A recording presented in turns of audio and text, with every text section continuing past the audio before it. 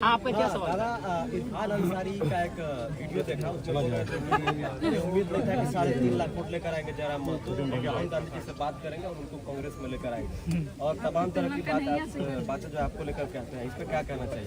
देखिए, हमको तो डाउट है कि उनका राहुल गांधी से बात होता भी है कि नहीं। तो सबसे पहले देखिए, ठीक है, सुनने में आ रहा है कि इरफान दा मंत्रिमंडल संभालने जा रहे हैं, तो पहले उनको बधाई देते हैं और उनको कहेंगे कि थोड़ा सा अब ये जो कॉमेडी वाला बात करते हैं ना, देखिए इरफान दा नो डाउट उनको लोग इसीलिए फॉलो करके रखे हैं कि दिन भर का तनाव को मुक्त करें उनको सुन। तो उनको बोलेंगे थोड़ा आप सीरियस पर्सन बनिए। अगर आप मंत्रिमंडल में जाने वाले हैं आलम के स्थान पर, तो आपका विषय क्या होगा? अगर आपको नहीं मालूम है तो मैं आपको विषय देता हूँ। आपका सबसे पहला विषय होगा कि जामताड़ा को साइबर क्राइम के धब्बे से मुक्त कराइए, सबसे बड़ा विषय आपका होगा। आपका दूसरा विषय होगा कि जामताड़ा की स्थिति देखिएगा, जामताड़ा के 95% जो पेशेंट होते हैं वो धनबाद आते हैं इलाज करने के लिए, और आप बतौलेबाजी करते हैं। आप रणधीर सिंह के साथ बतौलेबाजी करते हैं, तो कभी भानु प्रताप शाही से, तो कभी निशिकांत दुबे से। ठीक है, कटाक्ष कीजिए, लेकिन जो जेन्युइन समस्या है, जो गंभीर समस्या, उन पे बात कीजिए, उन पे काम कीजिए, उन पे रोड मैप तैयार कीजिए। तो उनको हमारा ये संदेश रहे। आपको टिकट दिलवा रहे हैं, ठीक है, पहले आपका उनका सीट संकट में है, वो हमारे साथ आए। लेकिन आपने समीक्षा किया, कारण आपको क्या लगा? देखिए, समीक्षा में कारण यही लगा कि इस बार जो देश का माहौल अभी भी इस बार रहा कि हम लोग देखिए, हम लोग वोट अपनी रास्ता कहाँ तैयार कर रहे थे। अगर मैं गिरिडीह लोकसभा की बात करूं तो 3.25 लाख से 3.5 लाख एनडीए वोटर है। एनडीए का प्रत्याशी कोई रहे, आपराधिक मामला रहे, वो अच्छा काम करे या ना करे, वो अगर पैरासूट से भी आए, अगर वो कन्याकुमारी और कश्मीर से भी अगर आके गिरिडीह में चुनाव लड़ता तो उसको 3 लाख 3.5 लाख वोट आते ही आते हैं। तो यानी एक वोट आपका था एनडीए का जो 3.5 लाख के आसपास खड़ा हो रहा है। प्रत्याशी से कोई मतलब नहीं, अच्छा है बुरा है, काम करे ना करे कोई मतलब नहीं है। और ठीक उसके उल्टा भी 3 लाख वोट खड़ा है कि हम एनडीए को नहीं देंगे। तो उन 3 लाख वोटों के बीच अगर जयराम महतो 3.5 लाख वोट कर ले आता है तो बहुत बड़ा कलेजा, जिगर और बहादुरी का काम है। हम लोग एक जो नई पहचान बनाए, बहुत चैलेंजिंग विषय था, क्योंकि आप किसी भी लोकसभा में देख लीजिए 3 लाख वोट एनडीए का है और 3 लाख ठीक इस विचारधारा के विपरीत वोट है। और उस भीड़ में आप एंट्री करते हैं बिना किसी संसाधन के, बिना किसी बूथ मैनेजमेंट के, बिना किसी टीम के, और आप उसी के अनुपात में वोट लेके आते हैं। ये हमारे लिए गौरव का विषय है। देखिए, हम उन्हीं के सवाल पे चलेंगे। थोड़ा सा हालांकि आपको खराब लग गया था, खराब नहीं लगेगा, क्योंकि जो हम लोग महसूस कर रहे हैं कि आप विधानसभा चुनाव में अब उतर रहे हैं। अब बात है शहरी क्षेत्र का, ठीक है, ग्रामीण क्षेत्रों में आपकी पकड़ है, लेकिन शहरी क्षेत्र जो है, जो बाहरी भीतरी का एक धब्बा आप पे लग गया है, इसको कैसे आप धोएंगे? देखिए, एक बात हम स्पष्ट कह रहे हैं, ये लड़ाई बाहरी भीतरी की कब रही? हमने ये कहा कि जिस प्रकार, अच्छी बात बताइए, आज भारतीय जनता पार्टी जिसकी आप बात करते हैं, उड़ीसा में किस आधार पर चुनाव जीता, क्या किसी को आइडिया है? क्योंकि लोकसभा का चुनाव था, इसीलिए उड़ीसा का मैसेज किसी तक नहीं आया। भारतीय जनता पार्टी ने किस बेस पे उड़ीसा का चुनाव जीता? अभी कहाँ 5 बार के सीएम पटनायक जी 5 बार के काबिल सीएम को पटकनी दिया, क्या आधार था? पांडियन, बीके पांडियन, जो कह सकते हैं कि चूंकि ये तो विवाहित शायद नहीं है माननीय मुख्यमंत्री, मुझे उतनी जानकारी नहीं, उनका बच्चा शायद नहीं है, तो उनको अडॉप्ट कर रहे थे एज सीएम। पांडियन कौन है? साउथ के हैं। बीजेपी उड़ीसा में क्या नारा देती है कि साउथ इंडियन उड़ीसा में नहीं चलेंगे। तो हम भी वही चाहते हैं कि कोई भी पूरे भारत के लोग यहाँ आए, अपना व्यवसाय करें, रहे खाएं, लेकिन नेतृत्व झारखंड के मूलवासी करेंगे। यही बीजेपी का नारा है। पब्लिक जनता को लेके आप क्या संदेश जनता को हम स्पष्ट कहेंगे, बिल्कुल आप ये जो भाव उत्पन्न हो रहा है, चूंकि हमारे भी लोकसभा में ये आया था कि जयराम जीतेगा तो आपको बस में बैठ के घर जाना होगा, बिल्कुल ये गलत बातें हैं। आप जहां रहते हैं, वहां आप जिस नौकरी को करते हैं, आप जहां लीगली तरीके से रहते हैं, स्वागत है आपका। हमारे लोग भी लगभग 16 से 18 लाख लोग प्रदेशों में रहते हैं, ऐसा नहीं है ये केवल भ्रम है। लेकिन हाँ, नेतृत्व का अवसर इस राज्य के लोगों को मिले, ये सबको स्वीकारना होगा। टाइगर, एक सवाल है, गोमिया विधायक लंबोदर महतो बोल रहे हैं कि आप झारखंड मुक्ति मोर्चा के हिसाब पे काम करते हैं।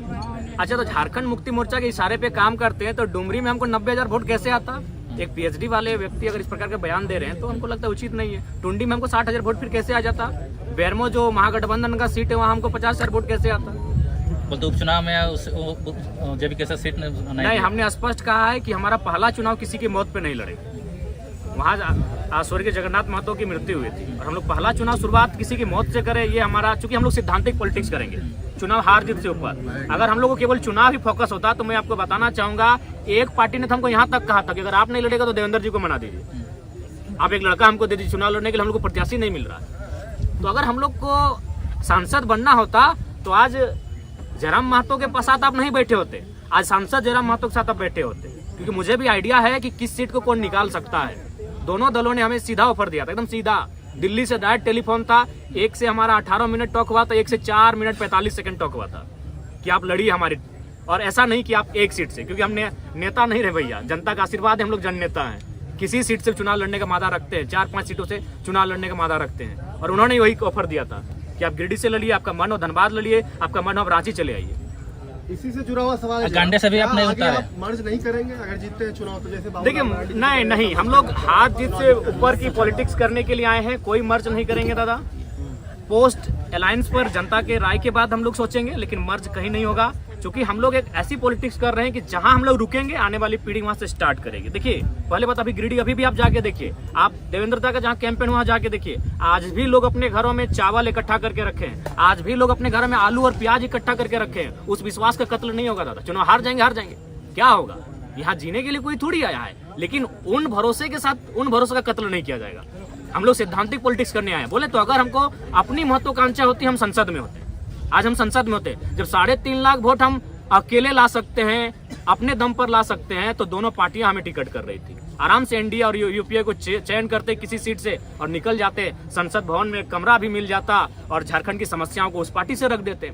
लेकिन उस भरोसे का क्या होगा? जो 85 साल की बूढ़ी महिलाएं आज खाना नहीं खा पा रही हैं। हम कई बार उनसे मिलने गए कि अभी चुनाव बहुत है, हम लोग अभी 29 साल के आगे भी चुनाव लड़ेंगे। रो रही हैं, 5-6 साल की बच्चियां रो रही हैं कि नहीं कैसे हार गए टाइगर। तो उस भरोसे को हम लोग कहीं ना कहीं दरकिनार नहीं कर सकते हैं। सीपी चौधरी को मंत्रिमंडल में जगह नहीं मिला, उसका फैक्टर जयराम महतो को बता रहे हैं। देखिए उसका फैक्टर वो स्वयं है, इसलिए स्वयं है कि उन्होंने कभी नहीं कहा कि हम लोग उनका मुद्दा क्या होगा। उन्होंने एक ही चीज कहा कि जयराम से ऊपर है राम। और स्वाभाविक है, हम लोग इंसान है, राम जी हमसे ऊपर है, लेकिन क्या भगवान राम के नाम पर चुनाव लड़ना चाहिए? मुद्दे हैं लड़ने के लिए, आप उन मुद्दों पे लड़िए। अब तो मैंने राम को अल्लाह को दूर रखिए राजनीति से। कब तक इस देश की राजनीति को यूं ही मतलब धार्मिक उन्माद में लोग रखेंगे? हम चाहते हैं कि पढ़े लिखे नौजवान जब आ रहे हैं राजनीति में, तो कम से कम राजनीति को शुद्ध रखें। इनमें उनका स्वयं दोष है। अगर उनकी स्ट्रेटजी होती, अगर वो गाँव जाते हैं तो जयराम आते हैं क्यों रणभूमि में? अगर आज माननीय सांसद महोदय गांव जाते हैं, लोगों के बीच बैठते हैं, तो जयराम महतो क्यों आते हैं? एक 29 साल का लड़का जिसका अभी तक आज 1 साल हम लोग का पूरा हो रहा है, पार्टी का मैंने निर्माण किया हुआ, 1 साल में यहाँ तक कैसे आता मैडम बताइए? कहीं ना कहीं उनकी खामियां हैं, उनको बोलिए। और साथ ही साथ सबको संदेश देंगे कि आपका जो पॉलिटिक्स करने का तरीका है उसको भी बदलिए। आप जनता से कटे हैं, आप में और जनता में अंतर है। आपका महल 18वें तल्ला पर है और जनता आज झुग्गी झोपड़ी में रहती है। आप जनता से कटे हुए लोग हैं, आप जनता के लिए काम नहीं कर रहे हैं, जो भी कर रहे हैं अपने परिवार को भरने काम कर रहे हैं। और महोदय सांसद से कहिएगा कि आप तो रामगढ़ के हैं, आप सुन रहे हैं लइयों में जमीन खरीद ली है, सॉरी जो गोमिया का बॉर्डर पड़ता है नदी के उस पार, चूंकि माइन सुधर जाने वाला है। वाह भैया वाह, जनता से कटिएगा और बोलिएगा 2 समय दीजिएगा, ये नहीं चलेगा। सिल्ली के पूर्व विधायक पर क्या कहिएगा? उनका धन्यवाद करेंगे, उन्होंने खुलकर सहयोग किया है, समर्थन किया है, और नो डाउट वे भी झारखंड के एक लड़ाकू नेता रहे हैं। उनका धन्यवाद देंगे और टेलीफोनिक भी धन्यवाद दे चुके हैं, और आपके पूरे तमाम चैनल के माध्यम से उनका धन्यवाद। लेकिन ये हवा चल रहा है सोशल मीडिया में कि अमित महतो से जैविक कैसे से टिकट मांग रहे हैं। ठीक है, अगर वो आएंगे तो स्वागत है, आने दीजिए, स्वागत है। अच्छे व्यक्ति हैं भाई, लड़े हैं।